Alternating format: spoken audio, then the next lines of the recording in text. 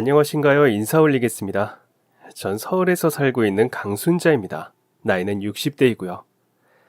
말년에 큰 복을 받게 되어서 걱정이랄 것 없이 편안하게 살고 있습니다. 제 인생이 처음부터 이렇게 편안했던 건 아니었습니다. 우여곡절도 많았고 고생도 참 많이 하면서 살았습니다. 그래도 지금은 다 추억이라고 할 수 있을 만큼 시간도 오래 지났고 그만큼 지금은 마음이 정말 편하네요. 제가 이렇게 큰 복을 받게 된 사연을 좀 말씀드리려고 합니다. 이 글을 읽는 모든 분들이 다 행복하시고 복 받으시기를 바라는 마음을 담아서 잘 써보겠습니다. 제겐 딸이 하나 있습니다. 세상에 둘도 없는 정말 소중한 제 딸입니다. 자식 키우는 게 마음 안 쓰고 몸 안 쓰는 사람이 어디 있겠냐만 그 작은 것 하나 지키려고 제가 정말 갖은 고생을 하면서 살았습니다. 제 나이 21살 되던 해에 전 얼굴도 모르는 남자랑 결혼을 해야 했습니다. 저희 집이 찢어지게 가난했거든요. 어머니는 안 계셨고 형제만 5이었는데 아버지께서 동네 똥 풀어 다니시면서 돈을 벌어 저희를 먹여 살리셨습니다. 5남매 중에 전 넷째였습니다. 오빠들은 어릴 적부터 아버지 따라서 일하러 다니고 공장 나가고 남의 집 살림하면서 돈을 벌었습니다. 첫째 언니는 거의 엄마나 다름없었습니다. 저랑 제 밑에 동생들을 챙기고 오빠들 까불지 말라고 혼내고 가끔은 무서웠지만 때론 다정하기도 한 멋진 언니였습니다. 언니는 동네 아주머니들을 따라서 시장에 나가서 일을 했습니다. 저도 15살 때부터 언니를 따라 나가서 일을 했습니다. 수계산도 어리숙했던 제가 할 수 있는 일은 기껏해야 청소 같은 잡일을 하는 것이었습니다. 시장 가게 여기저기 돌아다니면서 푼돈 받고 쓸고 닦고를 했습니다. 제가 할 수 있는 일은 그게 전부라고 생각했고 다른 형제들을 위해서 열심히 일을 했습니다. 그런데 21살이 된 저에게 갑자기 시집을 가라뇨. 제가 17살 때 언니가 팔려가듯이 결혼을 가는 걸 보고 울었던 적이 있습니다. 언니는 얼굴도 모르는 옆 동네 남자에게 시집을 가게 되었고 언니는 불평 한마디 없이 가만히 자신의 처지를 받아들였습니다. 언니 가지마. 언니가 떠나는 전날 남동생이랑 실컷 울며 언니를 붙잡았습니다. 언니는 우는 저희의 눈물을 닦아주며 말했습니다. 홍기가 더 차면 결혼도 못 가. 데려가는 사람이 있을 때 해야지. 그래야 내 동생들이 좀 더 편하지. 언니 안 좋은 곳 가는 거 아니니까 씩씩하게 있어야 돼. 그땐 언니의 말이 무슨 뜻인지 완전히 이해가 되지 않았습니다.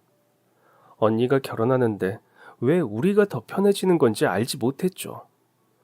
나중에 제가 20살이 되어서야 알게 되었습니다. 동네 친구가 말해주더라고요.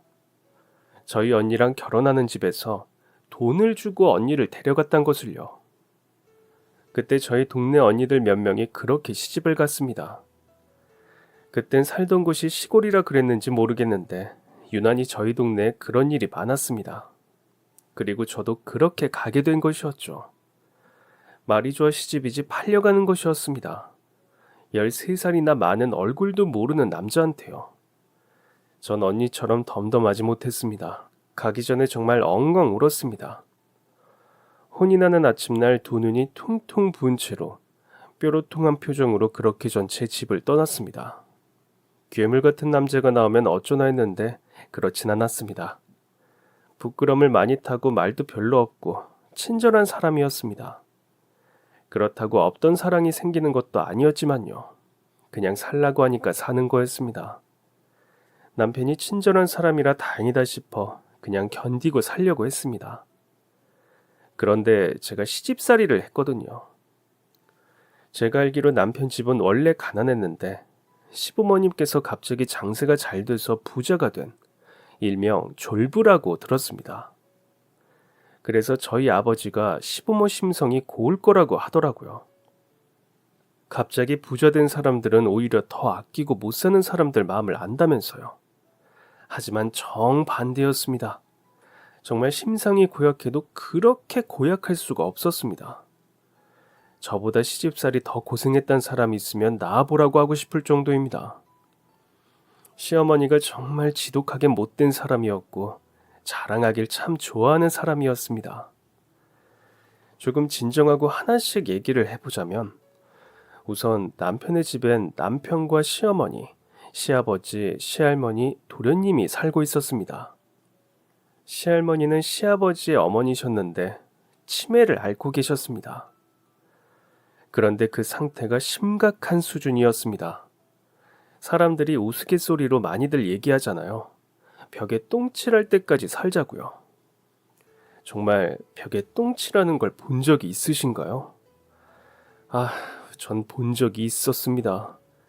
제가 잠깐 장 보러 나갔다 온 사이에 시할머니께서 방에 온통 다 똥칠을 해두셨거든요. 진짜 그땐 기절하는 줄 알았습니다. 제 뒤를 이어 들어오는 시어머니가 소리를 고래고래 지르며 절 야단쳤었던 것도 기억이 납니다. 전 장을 보러 나간 거였고 시어머니는 친구분들 만나러 나간 거였는데도 모든 책임은 저에게로 돌아왔습니다. 매일을 야단맞고 잔소리를 듣고 험한 말들을 들으면서 느낀 게 있었는데 난 이 집에 식모로 들어왔구나 하는 것이었습니다. 시어머니는 자신의 시어머니를 돌볼 힘이 나지 않아서 새로운 사람을 찾았던 거고 그 중에 돈이 없고 어린 제가 눈에 띄었던 거였겠죠. 부리기 쉽고 젊어서 튼튼한 제가 아마 딱이었을 겁니다. 그 예상에 걸맞게 전 정말 미련할 정도로 열심히 시집살이를 했습니다.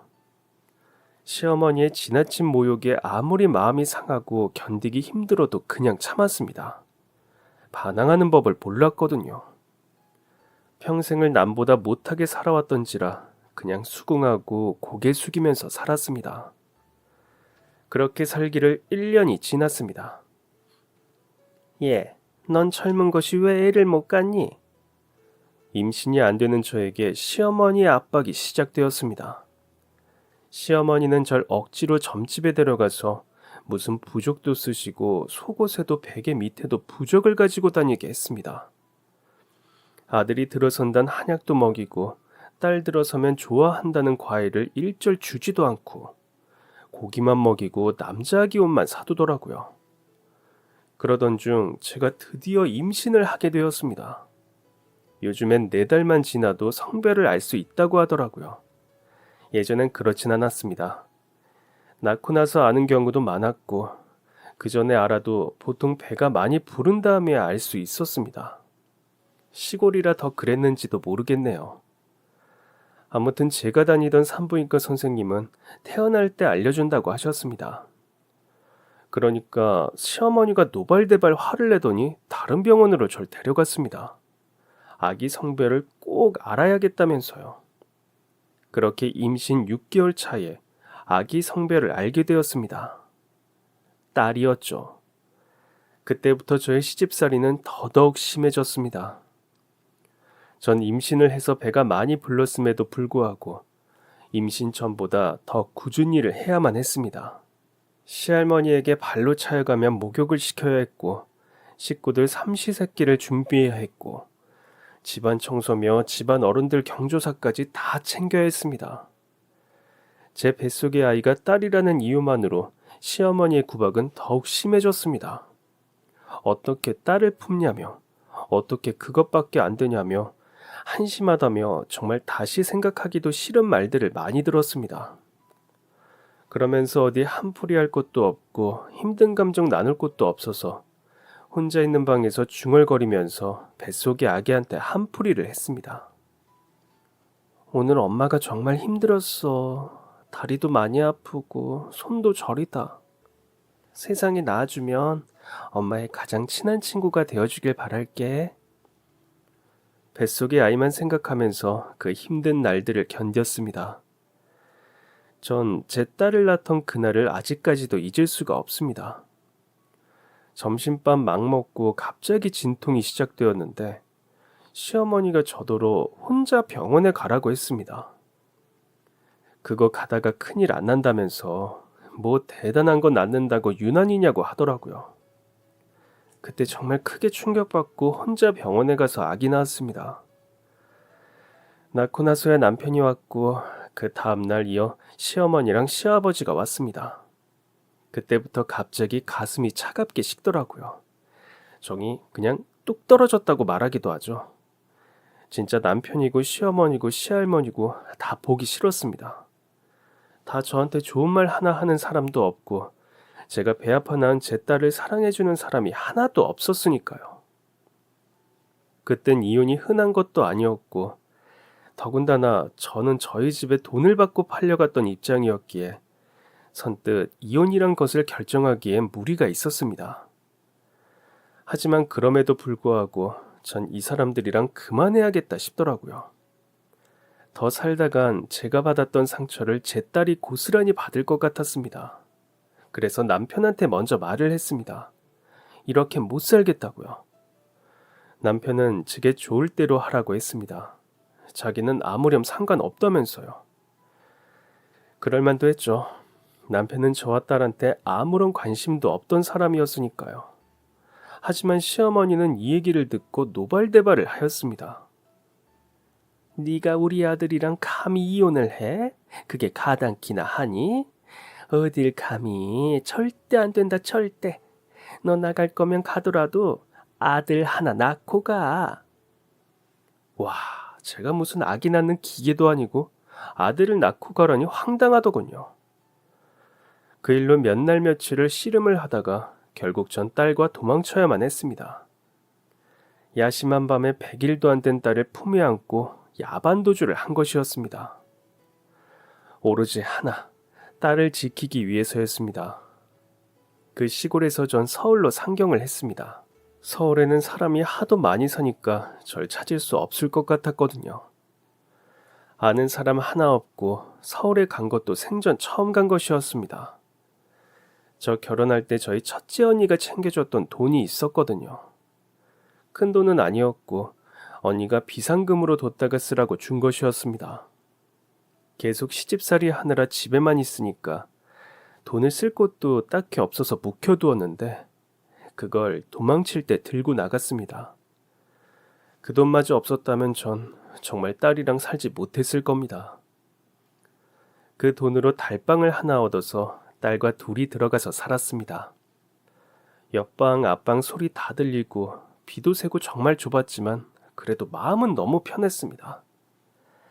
전 달방 들어간 다음 날부터 제 딸을 등에 업고 사방으로 돌아다녔습니다. 바로 일자리를 구하기 위해서였습니다. 그런데 100일도 안 된 아이를 등에 업고 할 수 있는 일이 뭐가 있겠어요. 그리고 제가 할 줄 아는 일도 없었고요. 그런데 번뜩 그 생각이 들더라고요. 평생을 집안 살림을 했잖아요. 가족들이랑 살 때도 그랬고 시집살이를 할 때도 그랬고요. 살림 하나는 누구한테도 뒤지지 않는다고 생각했습니다. 그래서 일자리 구해주는 곳 다 돌아다니면서 파출부 좀 시켜달라고 했습니다. 거기 일하시는 분들이 제 등 뒤에 엎인 제 딸아이를 보면서 고개를 저었습니다. 그렇게 꼬박 5일을 일을 구하러 다녔고 그러던 중 한 일자리 사무소에서 절 받아줬습니다. 집에 사람 없을 때 들어가서 청소하고 나오는 일이었습니다. 애기 데리고 들어가도 뭐라 할 사람이 없으니까 제 사정이 딱하니까 받아준 것 같더라고요. 전 정말 최선을 다해서 일을 했습니다. 그땐 애기가 누워만 있을 때라 눕혀두고 1시간 만에 얼른 청소 끝내고 허둥지둥 나가고 그랬죠. 그런데 얘가 기어다니기 시작하니까 자꾸 뭘 흐트러뜨리고 정신이 사납더라고요. 하는 수 없이 책상 다리에다가 애 다리를 묶어두고 일을 했습니다. 너무한 거 아니냐 싶겠지만 그럼 어떡하나요? 일은 해야 돈을 벌고 돈을 벌어야 애랑 살죠.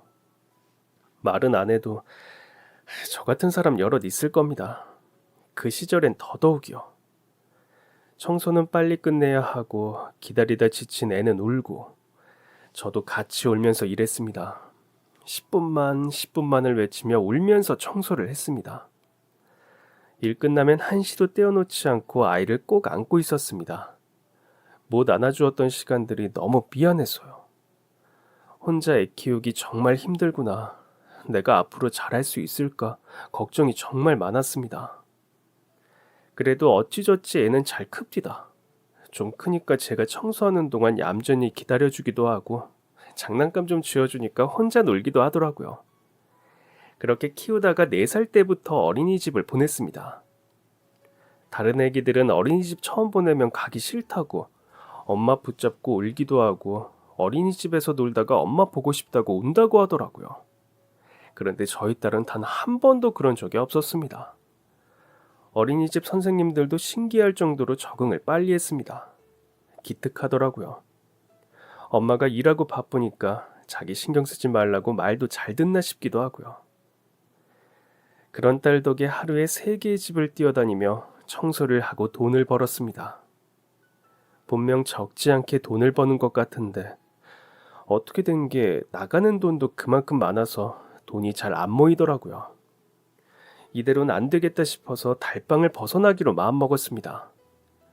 달방에서 사니까 제대로 된 주방도 없어서 맨날 음식을 사 먹게 되고 달방 세도 꽤 비쌌거든요.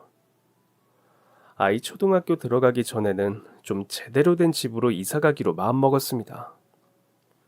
주방에 딸린 조금이라도 더 큰 집에 보증금도 있고 월세도 좀 저렴한 집을 가고 싶었습니다. 그때부터는 주말에도 쉬지 않고 악착같이 돈을 벌었죠. 아이 데리고 가서 한 집이라도 일하려고 뛰어다녔습니다. 딸애는 좀 크니까 이제 자연스럽게 청소하러 간 집 한쪽에 자리 잡고 혼자 색칠놀이하고 소꿉놀이하고 놀더라고요. 그런 딸 보면서 애잔한 마음에 더 힘내서 일했죠. 그러다가 딸애가 초등학교 들어가기 전 가을에 전 제가 마음먹었던 것을 이루게 되었습니다. 저희는 한 초등학교 뒷골목에 있는 월세 10만 원짜리 단칸방으로 들어가게 되었습니다. 달방보다는 낫다지만 방도 없는 집이었는데도 그게 뭐라고 참 좋았습니다. 계속 달방을 벗어나고 싶었거든요. 달방을 벗어났다는 해방감도 있었고 아무것도 없이 시작해서 그래도 이런 월세집 하나가 생겼다는 것에 스스로가 참 기특했습니다. 딸애는 집 바로 앞에 있는 초등학교에 다니게 되었습니다. 애가 초등학생이 되니까 일할 수 있는 시간이 더 많아지더라고요. 초등학교 가면 혼자서 학교랑 집이랑 오가고 집에 혼자 있을 수도 있잖아요. 그때부터는 아예 고정적으로 한 집에서 월급 받으면서 일을 하게 되었습니다. 버스 타고 좀 나가면 부자 동네가 있었는데 그 동네 집들은 거의 다 파출부를 썼습니다. 진짜 잘 사는 집은 운전기사도 있었고요. 저도 그 동네로 일을 나갔는데 일하는 시간도 좋았습니다. 애 학교 보내고 9시부터 오후 4시까지만 일을 했습니다. 그 이후에 거기 살던 학생 과외 선생님이 온다고 다 조용히 해야 한다고 하더라고요. 그리고 처음 일하게 되었던 그 집은 정말 큰 부잣집이었는데 상주하고 있는 밥 해주는 파출부는 따로 있고 전 청소만 했습니다. 출근하면 방 청소랑 화장실 청소 다 하고 옷 정리하고 빨래하고 쓰레기까지 버리면 하루가 다 갔습니다. 그렇게 평일에는 한 집에서 일하고 주말엔 예전처럼 사람 없는 집 청소만 싹 해주고 나왔습니다. 엄마, 내가 얼마 전에 친구들 엄마를 봤는데 엄마가 제일 젊고 제일 예쁜 것 같더라. 정말? 고마워 우리 딸. 그런데 엄마 손은 너무 쭈글쭈글해. 할머니 손 같아. 그래? 손이 이래서 보기 싫어? 아니, 나 때문에 고생하느라 그런 거잖아. 내가 왜 시켰어? 얼굴도 예쁜 우리 딸은 마음씨도 참 고왔습니다. 엄마 없는 집에서 혼자 숙제하고 공부하고 책 읽으면서 시간을 보냈고 학교 생활도 참 잘하고 제 생각도 많이 해주는 정말 착한 딸이었습니다. 그런 우리 딸은 제가 챙겨주지 않아도 쑥쑥 잘 자라주었고 어느새 고등학생이 되었습니다. 이때 우리 딸 태어나고 처음으로 저랑 마찰이 좀 생겼습니다. 딸애가 고등학교 갈 때 그때 이사를 했거든요. 그 전까지는 단칸방에서 방 하나 있는 반지하, 방 2개짜리 빌라 이렇게 가다가 고등학교 되었을 때 아파트로 이사를 가게 되었습니다. 오래된 아파트이긴 했지만 아파트를 정말 살아보고 싶었고 언젠가는 꼭 아파트에 살리라 마음먹었던지라 진짜 뿌듯했었죠. 그런데 이사 막 가고서 갑자기 딸아이가 이런 말을 하는 겁니다. 엄마, 아파트면 월세가 비싸지. 이전 집들보단 비싸긴 하지. 왜? 아파트는 막 관리비 같은 것도 많이 낸다고 하던데. 여기는 좋은 아파트도 아니고 공과금 나가던 거에 조금 더 나가는 정도야. 그런데 그건 왜? 아니야. 이런 걸 물어보던 애가 아닌데 무슨 일인가 싶었지만 딱히 말을 안 해주길래 그냥 넘어갔습니다. 그러다 얼마 뒤, 전 충격적인 장면을 보게 되었죠. 저희 애가 공부를 곧잘 했습니다. 저와 다르게 공부에 전념해서 대학교에 갔으면 하는 마음도 있었고요. 그래서 일반 인문계 고등학교에 간 거였고요. 아이가 다니던 학교가 1학년 때부터 야간 자율학습을 하는 곳이더라고요. 하고 싶은 애들만 신청해서 학습할 수 있게 해주는 것이었습니다. 저희 딸도 한다고 하길래 알겠다고 했죠. 전 그땐 다른 집 일을 하고 있었습니다. 청소랑 식사 등 전반적인 집안일 다 맡아서 하는 일이었죠. 그땐 밤 7시쯤에 일을 마쳤던 것 같네요. 아이가 맨날 야자로 학교에 있다가 늦게 오니까 오후 7시에 퇴근을 해도 집에서 혼자 밥 먹는 게 일상이 되더라고요. 집안일 할 거 많으면 그마저도 안 먹게 되는 날이 많았습니다. 그러다가 어느 날은 갑자기 햄버거가 너무 먹고 싶은 겁니다. 제가 밀가루 음식을 별로 안 좋아해요. 어릴 때부터 그런 걸 못 먹고 살아서 그런가 몸에서 잘 안 받더라고요. 그래서 피자, 햄버거, 떡볶이, 빵 이런 것들을 거의 안 먹는 편인데 그날은 희한하게 햄버거가 너무 먹고 싶은 겁니다. 저희 딸은 밀가루 음식 좋아하거든요. 특히 햄버거는 정말 좋아하는 아이였습니다.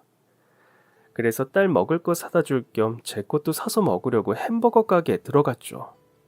잘 사 먹지를 않으니까 뭐가 뭔지 잘 몰라서 카운터로 가서 물어봤습니다.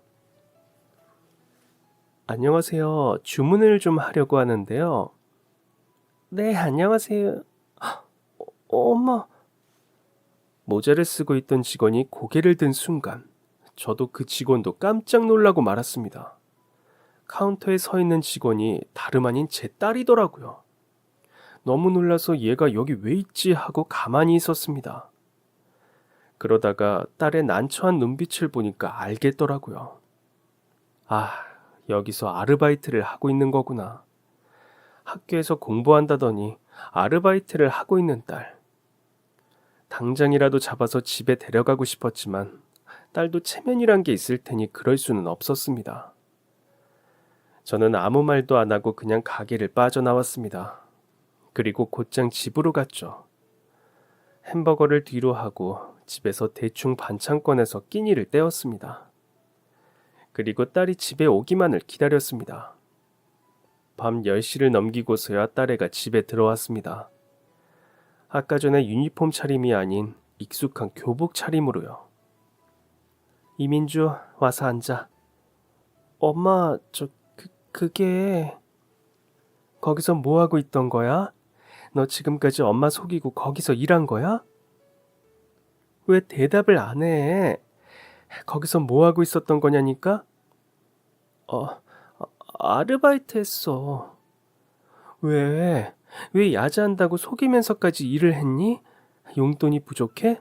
아니면 공부가 하기 싫어진 거야? 그런 거 아니야. 난 그냥 엄마가 너무 힘들게 일하니까 좀 보탬이 되지 않을까 해서 일한 거야. 비싼 아파트로 이사한 것도 있고 대학 간다고 하는 것도 엄마한테 얼마나 부담되는지 아니까 대학도 가기 싫고 나 그냥 돈 벌고 싶다고. 그제서야 딸아이가 아파트 월세가 비싸냐고 물었던 게 떠오르더군요. 내가 이 죄 없는 아이에게 무거운 짐을 떠안게 한 것 같아서 마음이 안 좋았습니다. 하지만 전 엄마입니다. 자식이 좋은 길로 가도록 억울한 길로 가지 않도록 인도해주는 사람이죠. 그날 밤 딸아이와 오랜 시간 대화를 나눴습니다. 지금 집 사정이 어떻고 제가 얼마나 부담할 수 있고 어떻게 돈을 모으고 있는지 다 말해줬습니다. 아파트 전세 대출금 조금 있는 건 빚도 아니지 않나요? 그것 말곤 나름 적금도 열심히 붓고 있었고, 일은 힘들어도 둘이 살기에 부족하지 않을 만큼이었습니다. 그리고 우리 딸 대학교 등록금은 진작부터 모으고 있었고요. 민주야, 그러니까 꼭 대학 가. 엄만 배운 것도 없이 평생을 이러고 살아서 민주가 너무 부러워. 민주는 엄마랑 다르니까. 그러니까 많이 배워서 멋지게 살면 좋겠어. 딸애가 눈물을 뚝뚝 흘리면서 고개를 끄덕였습니다. 그렇게 딸의 일탈 아닌 일탈, 사춘기라고 해야 하나. 아무튼 잠깐의 해프닝으로 끝이 나게 되었습니다. 그 다음부터는 뭐 전교 1등이라도 할 것 같은 폼으로 공부에 열중했더랬죠. 실제로 고등학교 다닐 때 한번 전교 1등을 한 적이 있었습니다. 정말 동네방네 모르는 사람이라도 붙잡고 자랑하고 싶은 마음이더라고요. 배움 짧은 저에게서 그렇게 똑똑한 아이가 나오다니 놀라지 않을 수 없었습니다. 제가 못한 공부를 딸아이가 몰아서 하기라도 하는 듯 진짜 누구한테 뒤지지 않게 열심히 공부를 했습니다. 그러다가 고등학교 졸업하고 아이는 간호학과에 들어가게 되었죠. 딸아이와 잘 어울리는 직업이라고 생각했습니다. 아픈 사람들에게 도움이 되고 싶다는 예쁜 마음을 가진 딸아이는 학교 생활도 재밌고 열심히 했습니다. 딸아이가 희망하던 대학교에 합격했다는 소식을 듣고 정말 기뻤습니다. 아이가 전교 1등을 했을 때보다 훨씬 더 벅차고 고맙고, 한편으로는 제가 지금까지 고생한 것들을 보상받는 느낌도 들었죠. 그런데 시간이 좀 지나니까 후련하다고 해야 할까? 공허하면서도 개운한 묘한 기분이 들었습니다. 그러면서 이제는 딸이 아닌 나를 보게 되더라고요. 이제 다 키웠는데 나는 뭐 하면서 살아야 하나? 혹시 여러분들도 이런 기분 아실까요? 후련하고 헛헛한 마음이었죠. 그래도 조금 설레는 마음도 있었습니다. 딸의 4년치 등록금도 어느 정도 모아두었고, 기숙사 생활하면서 전 혼자 있는 시간들이 많아졌죠. 그래서 뭐라도 해보기로 했습니다. 제가 어릴 때부터 책을 좋아했어요. 왜? 사람이 가지지 못하는 거면 더 집착하고 좋아하게 되잖아요. 저한텐 책이 그런 존재였습니다. 집에서 책이 정말 없었습니다. 책도 종이니까 그거 팔면 돈 된다고 아버지가 다 가져다가 팔았었거든요. 오빠들이 보던 만화책이 몇 개 있었는데 정말 거짓말 안 하고 그 만화책들을 다 100번은 넘게 봤을 겁니다. 더 읽을 책이 없으니까 주구장창 그것만 본 거죠. 그러다가 결혼해서는 뭐 제 몸 챙길 시간도 없는데 책 볼 시간은 어디 있었겠어요. 서울로 도망 오고서는 가끔 책을 보긴 했는데 일할 때는 책 볼 시간이 없고 집에 와서는 살림하다가 쓰러져 잠들기 바빴으니까 도통 틈이 안 나더라고요. 그리고 책도 돈이니까 그거 사느니 딸아이 책 한 권 더 사주고 제 책은 안 샀었죠. 그런데 딸이 대학교 가고 제게 시간이 좀 주어지니까 책이 읽고 싶어지더라고요. 혼자 서점에 가서 주구장창 책만 읽는 것이 제 소원이었습니다. 하지만 그 당시에 일하던 집이 일이 되게 늦게 끝났었거든요. 그 집 애들 학원 다녀오는 시간에 맞춰서 저녁해놓고 나오느라 10시에 일이 끝났습니다. 그래서 좀 더 일찍 일이 끝나는 곳을 찾고 싶었는데 그럼 월급이 줄어드니까 고민이 많았습니다. 딸아이 등록금도 더 모아야 했고 나중에 결혼할 때 돈도 보태줘야 할 테고 제 노후도 준비해야 하니까 아무리 하고 싶은 게 있어도 월급을 무시할 수가 없겠더라고요. 그러다가 예전에 일자리 사무소에서 알게 된 저와 같은 일을 하는 지인에게 연락이 왔습니다. 비슷한 처지의 일도 같은 일을 하니까 가끔 연락해서 안부 묻고 어쩌다가 밥도 한 번씩 먹는 사이였죠. 연락 와서 가볍게 인사 나누다가 지인이 이런 말을 했습니다. 난 지금 일하는지 못 해먹겠어서 이달까지만 하려고. 왜? 일을 많이 시켜? 말도 마. 하는 일마다 쫓아다니면서 잔소리하고 얼마나 깐깐한지 몰라. 일도 조금 하고 돈도 많이 준 데서 들어왔다고? 아, 나 완전 속았어. 그래? 몇 시에 끝나는데? 월급은 얼마나 줘? 지인 말로는 일주일에 딱 평일 5일만 일을 하고 매일 5시에 저녁 차리고 퇴근을 한다고 하더라고요. 그런데 월급을 상당히 많이 주고 있었습니다. 제가 그때 일하고 있는 것보다 훨씬 더 많이 돈을 주는 곳이었죠. 그 일 내가 할까? 지인은 뜯어 말렸습니다. 괜히 이상한 사모 만나서 고생하지 말고 더 편한 곳 알아보라면서요. 하지만 일하는 시간도 적고 월급도 많으니까 꼭 하고 싶더라고요. 5시에 퇴근하고 집에 오면 6시. 그때부터 책을 본다면 4시간은 더 보다가 잘 수 있었습니다. 생각만 해도 좋았죠. 지인은 말리고 말리다가 고생 꽤나 할 거라며 마지못해 제게 일자리를 소개해 주었습니다. 그런데 사모님이 되게 의외더라고요. 나이가 좀 있는 사람이었습니다. 그때 처음 만났을 때는 60대셨죠. 얘기만 들었을 땐 젊은 사모인 줄 알았거든요. 보통은 젊은 사모들이 더 잔소리를 많이 하니까요. 그리고 또 의외였던 부분은 자녀분이 없다는 것이었습니다. 아예 아이를 낳지도 않고 살았다고 하더라고요. 그게 왜 의외였냐면 보통은 아이들 있는 집 사모들이 더 깐깐하게 굽니다.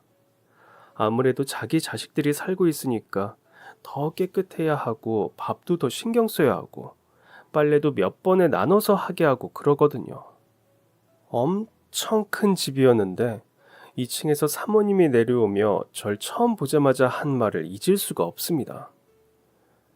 뭐 이렇게 젊어? 아, 얼마 못 버티겠네. 그렇게 말하니까 괜히 오기가 생기더라고요. 자존심도 상하고요. 내가 이 집에서 아주 오래 버티리라 생각하면서 일을 시작했습니다. 그런데 정말 제가 아이 들쳐업고 20대 초반에 서울로 와서 쭉 파출보이를 했잖아요. 그럼 20년을 일을 한 건데 와, 그런 사모는 난생 처음 봤습니다. 청소 상태는 뭐 말할 것도 없이 까다롭게 신경 썼고요.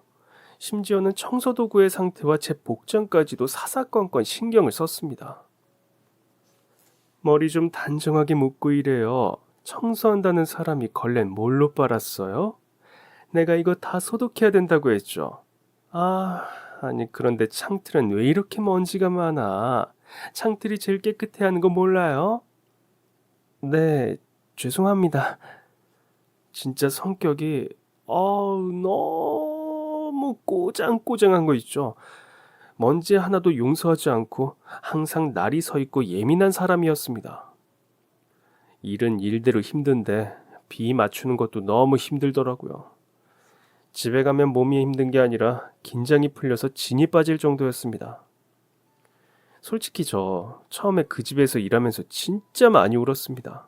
너무 서럽더라고요. 내가 왜 이렇게까지 일을 해야 하나 싶기도 하고, 그런데 돈 때문에 관두지도 못하는 제 자신이 너무 불쌍하기도 하고, 내 나이가 몇인데 머리카락으로 혼이 나나 싶어서 서럽기도 하더라고요. 그런데 사실 그 사모님이 그렇게까지 깐깐하게 구는 데에는 이유가 있었습니다. 사실은 사모님의 남편인 사장님이 몸이 안 좋았거든요. 폐렴과 천식을 앓고 계셨는데 그게 정도가 좀 심했던지라 집안에 있는 먼지 한 톨도 용납하지 못했던 겁니다. 그래서 더욱 식단에 신경을 많이 썼고 전반적인 청결 외에도 습도, 온도 등도 아주 예민하게 관리를 하셨던 거죠. 사모님이 이렇게 사장님한테 애착이 클만도 한 게 두 사람 사이에 아이가 없잖아요. 그래서 더욱 두 분이 애틋하신 것 같았습니다. 그런 마음을 알기에, 그리고 전 그곳에 일하는 시간과 급여가 만족스럽기에 잔소리와 눈치를 이겨가며 일을 했습니다. 그리고 사모님이 마냥 나쁜 사람은 아니었거든요. 방 청소 아주 잘했던데요? 감사합니다, 사모님. 오늘은 이만 들어가요. 오늘 남편 병원 가는 날이라 지금 나가 볼 거니까. 퇴근하라고요? 정말 그래도 되나요? 네, 가세요. 그리고 이것도 가져가고. 사모님은 잔소리를 하는 만큼 일을 잘하면 인정도 잘해 주었습니다. 제가 할 일을 잘 끝내면 일찍 퇴근을 해주기도 했고, 간간히 보너스를 챙겨주기도 했죠. 고급 과일이나 디저트를 챙겨주기도 하고, 명절엔 예쁜 스카프나 목도리, 장갑 같은 걸 주기도 했죠. 그리고 또 매년 제 생일을 기억했다가 선물을 주셨습니다. 그 선물은 지갑부터 시작해서 좋은 이불, 상품권, 코트, 가방도 주셨죠. 제가 그 집에서 힘들었던 이유가 사모님이었지만 참고 버틸 수 있었던 이유도 사모님이었습니다. 그렇게 전 그 집에서 꼬박 20년을 일을 했습니다. 20년이라는 긴 시간 동안 정말 많은 일이 있었습니다. 사모님은 제가 1년 되던 날에 그러더라고요. 어떻게 나한테서 1년을 버티냐고요. 1년 버틴 사람이 제가 처음이었답니다. 그때부터 사모님은 아예 마음을 여시더라고요. 깐깐하게 따지시던 것도 예민하게 구셨던 것도 좀 덜하더군요. 그 정도 일했으니까 제가 어떻게 해야 하는지 어느 정도 아니까 아마 더 간섭을 안 하기로 하신 것 같았습니다. 한 5년 차쯤부터는 사모님이랑 간간히 대화도 나누고 차도 한잔하는 사이가 되었습니다. 난 홍차 마실 건데 뭐 마실래요? 우리 아주머니는 커피 좋아하지 않나? 오늘은 내가 좀 탈게요. 오랜만에 커피 좀 내려야겠네. 처음엔 이래도 되나 싶고 좀 부담스러웠는데 의외로 사모님하고 대화가 잘 통하더라고요. 저랑 20살 넘게 나이 차이가 나는데도 그런 세월이 무색하게 대화가 잘 오갔습니다. 그리고 그때 전 사모님의 비밀을 알게 되었죠. 사실 그동안 굉장히 궁금했거든요. 왜 자녀분이 없는 건지요.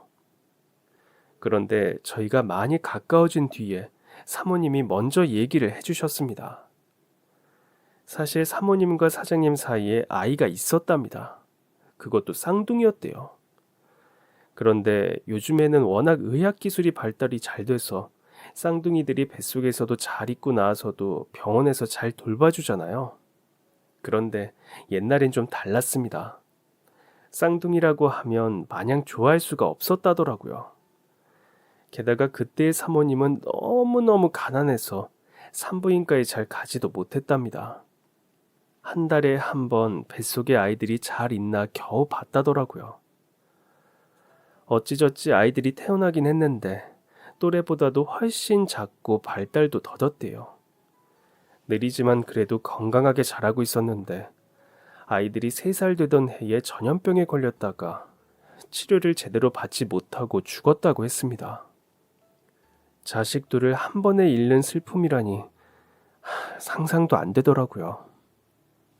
그때부터 사모님과 사장님은 미친 듯이 일을 했대요. 죽은 애들을 살아 돌아오게 할 수는 없지만 돈 때문에 억울한 일이 다시는 생기지 않았으면 하는 마음에서 말이죠.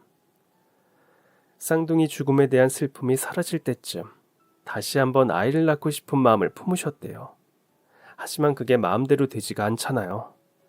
계속 임신이 안 되다가 자궁 성근증 진단을 받게 되었고 치료가 잘 되지 않아서 결국 자궁 적출 수술을 받았다고 했습니다.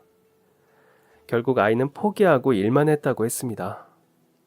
정말 단 하루도 안 쉬고 일을 했고 남의 식당에서 일을 하다가 어느새 가게를 차리고 또 그 가게가 늘어나게 됐고 나이 50이 되었을 땐 건물 한 채를 갖고 있는 주인이 되었다더라고요. 돈이 돈을 부른다고 그 다음에도 건물 몇 채를 사게 되었고요. 하지만 사모님이 자식이 있습니까? 뭐가 있습니까? 그저 사장님하고 편한 노후 보내는 거에 만족을 했다더라고요. 여행도 좀 다니고 남들하는 골프도 좀 해보면서 살려고 했는데 열심히 벌다가 이제 쉬나 싶으니 사장님이 아프더랍니다. 천식 때문에 일상생활도 힘들고 조금만 환경이 달라져도 쉴 새 없이 하는 기침에 두 손 두 발 다 들었다더라고요. 여행은 고사하고 그냥 안 아프기만 하면 좋겠다고 하시더군요. 그 말을 들으니까 그제서야 왜 사모님이 아이가 없는지, 왜 집에서 사장님 곁만 맴도는지 알 것 같았습니다. 그리고 사모님은 그렇게 사랑하고 소중한 사장님을 떠나 보내야만 했습니다. 아마 사모님도 예상하셨을 겁니다. 제가 일한 지 13년이 되었을 때였나. 사장님의 상황이 심각하게 안 좋아졌고 급기야 입원을 해야 했습니다. 우리 아주머니는 나 없어도 집에 나와서 일 좀 해줘요. 우리 아저씨 괜찮아지면 바로 집에 올 거니까 와서 쉴 수 있게 잘 해줘요. 무슨 말인지 알죠? 네, 사모님, 그렇게 할게요. 진심으로 사장님이 다시 집으로 돌아오기를 바랬지만 마음은 내내 불안했습니다. 사모님도 그랬을 겁니다. 결국 끝내 사장님은 다시 집으로 돌아오지 못했습니다. 사장님의 장례식장에서 사모님은 초점 없는 눈으로 허공을 바라만 봤습니다.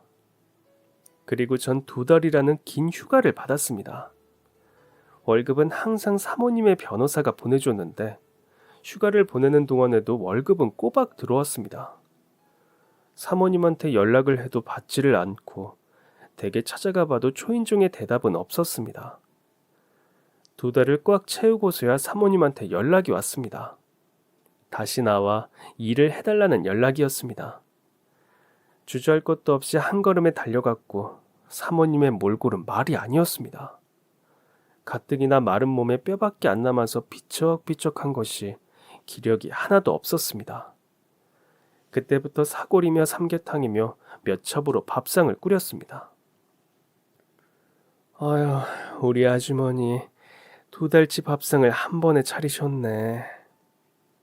농담할 기운은 있으시네. 얼른 드세요. 그래도 먹어야죠. 그래도 우리 아저씨 그 몸으로 오래 살았어. 그치? 네. 장례식장에서도 울지 않던 사모님이 제가 차려준 밥상 앞에서 입에 밥을 꾸역꾸역 넣으며 눈물을 흘렸습니다. 그때 그런 생각이 들었습니다. 이 집에서 더 오래 일을 해야겠다고요. 그렇게 20년을 채워서 일을 했습니다. 이젠 저도 나이가 있고 파출부 일은 좀 힘이 들더라고요. 그런데 사모님이 80이 넘었는데 이제 와서 또 어떤 사람을 구할 거며 새 사람이 오면 괜히 신경 쓰여서 힘드시지 않을까 걱정이 되었습니다. 그렇게 오도 가도 못한 채 자리를 지키던 어느 날이었습니다. 저희 딸이 제가 그 집에서 일하는 20년 동안 많은 일이 있었거든요. 대학교 졸업하고 멋진 간호사가 되어서 병원에서 일하고 같은 병원 일하는 남자 간호사와 결혼해서 아이까지 낳았더랬죠. 딸 하나 키우던 호렘이었던 제가 사이도 생기고 손주도 보게 된 것이었습니다. 그런데 어느 날 딸에게 연락이 왔습니다. 엄마, 혹시 우리 유찬이 좀 봐줄 수 있어? 제가 손주를 가끔 봐주기는 합니다. 산후조리도 제가 해줬고 딸애가 복직하고서는 제가 종종 봐줬죠. 그런데 그럴 때마다 딸아이가 항상 저한테 미안해했습니다. 자기가 키워보니까 자식 키우는 게 얼마나 고된 일인 줄 알겠다고. 그런데 그걸 전 혼자 했으니까 얼마나 힘들었겠냐면서 자기 자식까지 보라고 하기가 너무 미안하답니다. 그런데 그런 딸아이가 아이를 봐달라고 하는데 언제 봐주냐고 물으니 앞으로 계속이라고 하더라고요. 이거 무슨 일이 났구나 싶어서 바로 딸아이네 집을 찾아갔습니다. 가니까 무슨 초상집이라도 되는 것 마냥 분위기가 무겁더라고요. 딸아이는 울었던 건지 눈시울이 붉었습니다. 무슨 일 있는 거야? 엄마, 유찬이가 아프대. 제 하나뿐인 귀한 손주가 백혈병이라는 겁니다. 걔가 그때 고작 5살이었습니다. 그 어린 게 뭘 잘못했다고 백혈병이라니요. 사이가 요즘엔 백혈병 완치도 되니까 치료 잘 받으면 된다고 하면서 놀란절 달래주었습니다. 사이 눈가도 빨갛더라고요. 그래, 내가 봐야지. 우리 손주 그럼 누가 보니? 내가 볼게. 저희 딸이랑 사이가 애를 봐야 마땅하지만 사실 사이한테 좀 일이 있었습니다. 손주 태어나고 얼마 안 되었을 때 사위가 보증을 잘못 써서 큰 빚을 지게 되었거든요. 그것 때문에 한바탕 난리가 나고 넉넉하지 않은 시댁에서도 일부 갚아주고 저도 거들고 딸아이도 그 빚 때문에 급하게 복직을 했었거든요. 그 빚이 애 5살 때까지도 여전해서 둘 다 일을 그만둘 수가 없는 상황이었던 겁니다. 그럼 어쩌겠습니까? 제가 그만두고 애 보는 게 맞는 거죠. 전 이 사실을 사모님에게 곧잘 알렸습니다. 그러니까 사모님이 일단 내일 나와서 얘기하자고 하더라고요. 20년을 일했으니까 아무리 상황이 이래도 얼굴 보고 얘기하고 사람 구할 때까지는 채워주는 게 맞는 것 같아서 그렇게 하기로 했습니다. 그날은 내내 손주 걱정으로 잠을 못 이뤘고 다음날 비몽사몽한 채로 사모님 댁에 갔습니다. 우리 어제 하던 얘기 마저 좀 해요. 사모님께서 커피를 내려서 준비하고 계시더라고요. 네, 사모님. 그만두기로 한 거 없던 일로 하면 안 되나? 어제도 말씀드렸다시피 저희 손주가 아파서요. 아유, 그렇지. 그만두는 건 어쩔 수 없겠네. 그럼 이건 퇴직금으로 가져가요. 사모님이 갑자기 종이 몇 장과 열쇠 하나를 내밀었습니다. 그리고 열쇠에 적힌 글자를 보는 순간 너무 놀라서 제가 꿈을 꾸나 싶었습니다. 중구 4층 건물이라고 적혀 있는 겁니다. 그리고 제게 준 종이 몇 장은 그 건물에 새들어 있는 가게들의 계약서였습니다. 건물 열쇠랑 계약서라니 이게 뭔가 싶더라고요. 이게 퇴직금이라니 대체 무슨 생각이신지 알 수가 없었습니다. 그 건물 가져요. 그땐 진짜 뒤로 자빠질 뻔했습니다. 건물을 가지라뇨. 건물을 무슨 스카프 하나 선물하듯이 줍니까? 그리고 내가 사이비도 다 갚아줄게요. 얼마라고 했죠? 아니요 사모님. 왜 이렇게까지 하시는 건지. 새 들어있는 업장만 10개가 넘는 건물에 사이비까지 갚아주신다니. 이게 대체 무슨 경우인가 싶어서 물어봤습니다. 사모님은 차를 한 모금 마시더니 차분히 이유를 설명했습니다. 우리 아주머니도 아시다시피 내가 주변에 아무도 없어요. 남편도 자식도 형제도 없이 난 그냥 혼자예요. 그런데 참 희한하게도 난 우리 아주머니가 참 편해요. 좋고 있지도 않은 내 조카 같은 기분도 들고 그래서 이거 줄 테니까 나랑 친구 해줘요. 내가 살아봤자 앞으로 얼마나 더 살 것이며 오래 산들 죽을 때 이거 다 이고 가는 것도 아닌데 나는 지금 이 건물보다 우리 아주머니가 더 소중해요.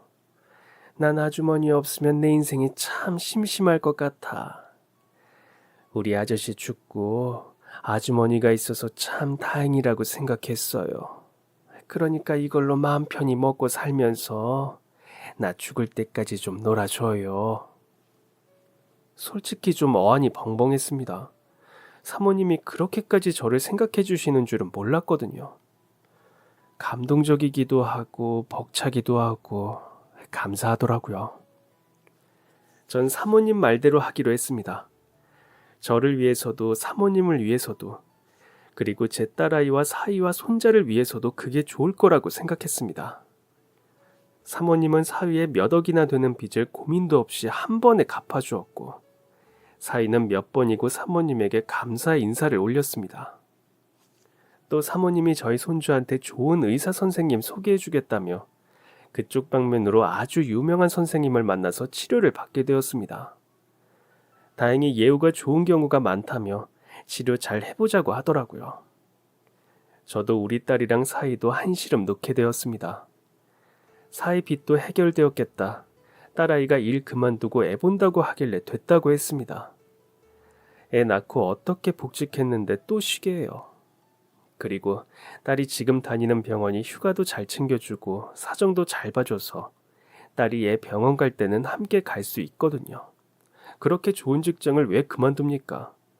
아무것도 안 하는 제가 보는 게 맞는 거죠. 그리고 아들은 안 키워봐서 어떨까 궁금도 하고요. 그래서 요즘엔 전 뭐 하냐면요. 사모님하고 같이 손주 봅니다. 아침엔 느긋하게 차 한잔하고 같이 책도 읽고 수다도 나누고 산책도 하다가 애 유치원에서 오고 나면 아주 난장판이 따로 없습니다. 아파도 유치원 다닐 수 있다길래 애 힘들지 않는 선에서 보내고 있거든요.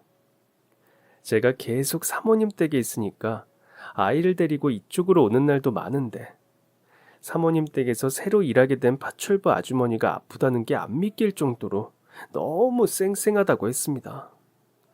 그 덕에 사모님하고 저는 진땀 빼고 있지만요.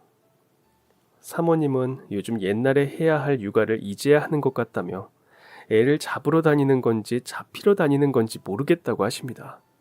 그래도 참 즐거워 보여서 다행이네요. 제가 사모님에게 받은 이 모든 것들 다 공짜라고 생각하지 않습니다. 당연하게 받아들이지도 않을 거고요. 요즘엔 월세 나오는 것 중에 일부를 기부를 좀 하고 있습니다. 세상에 저 같은 혼자 애 키우는 엄마도 많고 부모 없는 애들도 많잖아요. 그런 사람들한테 보탬이 될까 싶어서 기부를 하고 있습니다. 사모님도 제가 이렇게 한다니까 감명받았는지 최근에 기부 시작하신 것 같더라고요. 저희의 노력이 좋은 영향력들을 끼치기를 바랍니다. 끝으로 우리 사모님한테 항상 감사하다는 인사 드리면서 제 주변 사람들 다 건강했으면 합니다. 그리고 마지막으로 우리 손주 얼른 완치되기를 바랍니다. 그런 날이 꼭 올 거라 믿으며 사연 여기서 마무리하겠습니다. 그럼 지금까지 제 긴 사연 들어주셔서 정말 감사합니다. 오늘도 행복한 하루 되세요.